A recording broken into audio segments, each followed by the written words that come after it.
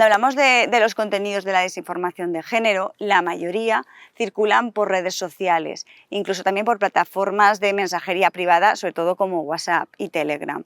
Ahí es difícil muchas veces saber dónde está el origen. Sí que en Twitter, de donde radicarían estos mensajes, serían de unos bots que son parodias de feministas, ¿no? Donde se hiperbolizan los mensajes, una feminista supuestamente señalando que es que ahora no se puede ordeñar a una vaca porque sería violación.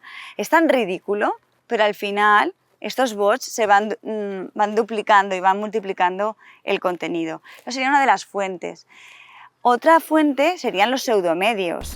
Lo más lamentable es que muchas veces los contenidos de estos pseudomedios o bien son tergiversación de declaraciones o incluso son noticias que han publicado medios paródicos, páginas satíricas que ellos mismos las toman y las reclaman. Y cuando vas a buscar el origen era un humor y una parodia. A ver, que dentro de la barbaridad que es, no debemos perder la esencia de que también hay un cierto humor satírico. Pero lo más grave es que hay un tercer pilar que difunde esta desinformación, que son medios de comunicación vinculados a una ideología más conservadora. Y que hoy en día, si entramos, aún están estos enlaces cuando se ha demostrado que la información que están difundiendo es errónea. No voy a mencionar medios, pero habría 3 o 4 medios españoles que contienen ahora mismo en sus URLs desinformación de género.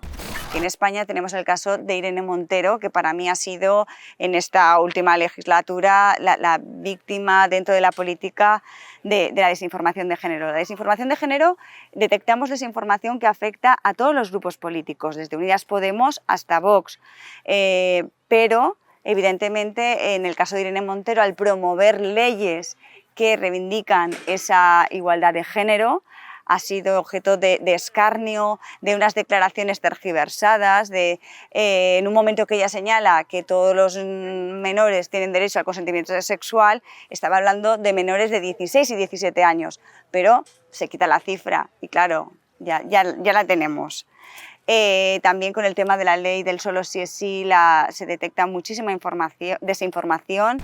Por eso creo que es muy importante llevar a cabo lo que en algunas investigaciones se llama la teoría de la inoculación, que es formar previamente a que lleguen esos mensajes, incluso yo lo haría en las últimas etapas de la primaria, de todos los argumentos o herramientas que estas personas tan pequeñas tienen para combatir esa desinformación que más tarde o más temprano les llegará. Al final siempre es la educación, para mí, la principal herramienta para combatir desinformación.